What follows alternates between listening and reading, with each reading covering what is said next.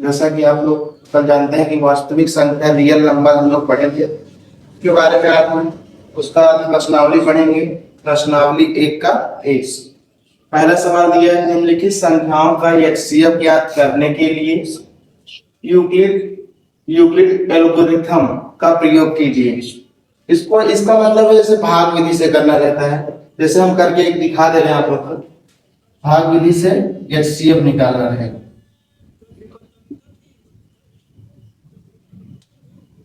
ध्यान से देखिएगा आप। अब ये कितने बार जाएगा गुणा करके देख लेते हैं। ऐसे अगर इसका हम 2 गुना कर देंगे, 2 गुना करेंगे कितना होगा?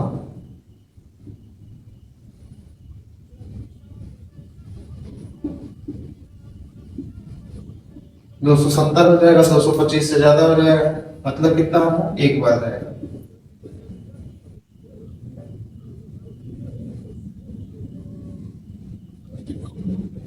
अब ये चीज यहाँ पे आ जाएगा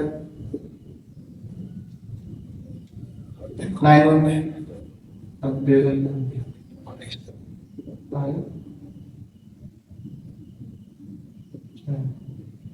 अब देखो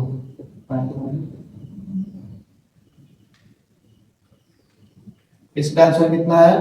45। 45।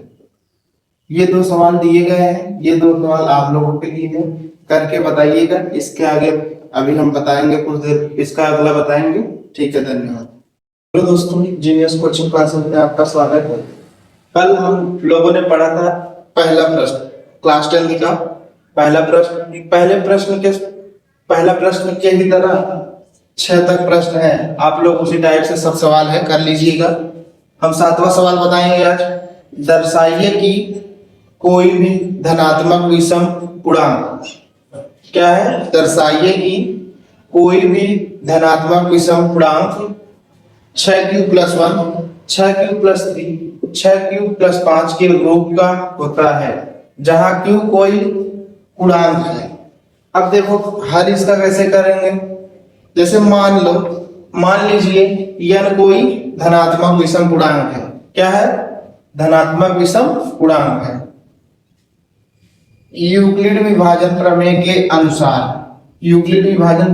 अनुसार किसी भी पूर्णांक n को 6 से भाग देने पर, किससे भाग देने पर? 6 से भाग दिया जा रहा है, तो n बराबर 6q+r होता है, जहां q कोई पूर्णांक है तथा शेष r बराबर क्या मानना है हमें? एक बार 0 रखना है, एक बार 1 रखना है, 2 रखना है, 3, 4, 5 में से कोई एक होगा। ठीक है। अब सभी को हल कीजिए, सभी प्रश्न को हल कर लीजिएगा। जैसे 6 बराबर 0 रख दीजिए, एक बार r का मान 0 है ना, r बराबर 0 रख दीजिए। n बराबर अगर 0 रखेंगे तो 6q+ होगा ही। यदि r बराबर 1 रखेंगे तो n बराबर क्या होता है? 6q+1 रखोगे तो क्या आएगा? विषम आएगा, विषम है। ऐसे ही r बराबर 2, 3, 4, 5 रखें, जो विषम आएगा, विषम यही आएगा 6q+1, 6q+3 या 6q+r। क्यों विषम आएगा? क्योंकि ये विषम धनात्मक पूर्णांक है। अब यही आपका सिद्ध हो गया, यही क्या है? आंसर है। ठीक है।